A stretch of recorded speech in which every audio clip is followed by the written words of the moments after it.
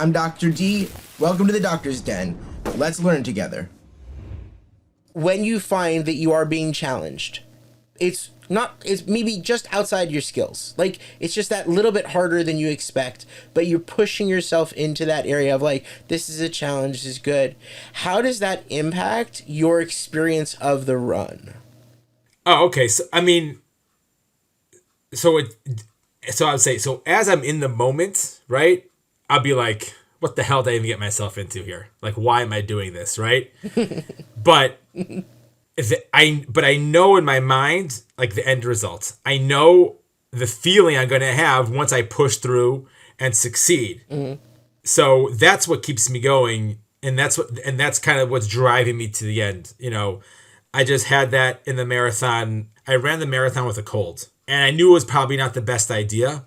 But I was actually, for my first time, I was a pacer in the marathon, meaning I would a pacer is somebody that runs at a certain. I have a number on my back, a time, and I'm running at a specific pace, and people know if they want to finish at this within this time, run with me, right? And my time was 4.5 hours, and for me, a 4.5 hour marathon is I mean, it's not fast. I've done under 4, okay, so I could do it, but I got to a certain point in the marathon, and I'm like, either I got to push through it. It's hard. It's hard, even for pacers. It's hard, but I know the end feeling at the end, and I have people with me who are relying on me to finish this marathon with them. Mm-hmm. Long story, parentheses, I finished not with them because the cold caught up with me at kilometer 37, 5 to the end.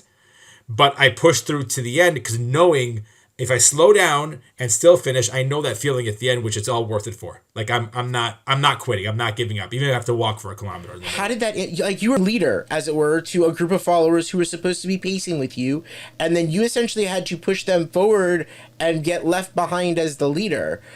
How did that feel? At the beginning, felt like crap, and it was hard. But I told them from the get-go. I said, guys, I'm running with a cold, you know, and just letting you know. And when I got to kilometer 37, I saw on my Garmin watch that my heart rate was the highest it's ever been. I've never had a heart rate this high. It was at 202.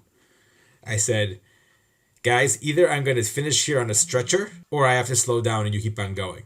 So I'm going to slow down, you keep on going, right? Mm-hmm. And I kept on going, and it was hard to make that decision because the whole time they were complimenting me that my pace is perfect. I'm right on time. Like, I am hitting the nail on the head with this one. Like, I am doing an amazing job, right?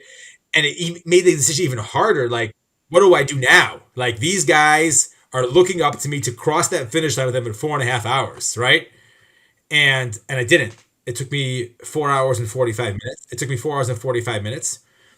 But what made it all worth is what made it all worth at the end is that, you know, people did compliments, like saying you made showing that leadership, right? Going back to leadership and followership, that's exactly the leadership that I was showing some of these first time runners. Like, listen to your body, mm-hmm. Point blank. Mm-hmm. If your body says no, you don't push. You don't push. No one here is running for a world record. No one here is running for money, right? Listen to your body, right? And that's, if anybody here out here listening, they're a first time runner, and I've been a first time runner, always listen to your body. So, and when I got to that finish line and I finished strong, and Michal and my mom were at the finish line, and they knew I was going 4.5 hours, and I didn't. They thought something happened, and they saw me coming in strong. I said, because I slowed down, and Dad always told me, finish strong, right? And I finished strong, right? And then I met some of those runners I had ran 37 kilometers with, and they're like, if you didn't run with us 37 kilometers, we would not have energy for those last 5 to go on our own. Cool. So you really, that is a huge lesson in leadership. I mean, the idea that sometimes the leader has to say to the people who are following, guys, go on. I've gotten you to this point. We've gotten here together. You don't necessarily need me for these last 5 ones. You can do this. I believe you can do this on your own. I need to do my thing. I need to take care of me or whatever. Wow. Okay, so that's a huge, and I think it's also a huge thing in followership. Like you're saying, I think it's a good lesson in followership too. It's like, yeah, you can compliment your leader, but it's going to make certain decisions for your leader kind of difficult. right? Like when the leader is constantly getting complimented and told they're doing such a great job, and then the leader has to go, "Oh, guys, I need to push you out the door," and not like kick you out, but like I need to push you on. You got to move up. Like it's like, that's a sucky feeling. Like you get them moving on without me. Wow, that's really cool. Thank you.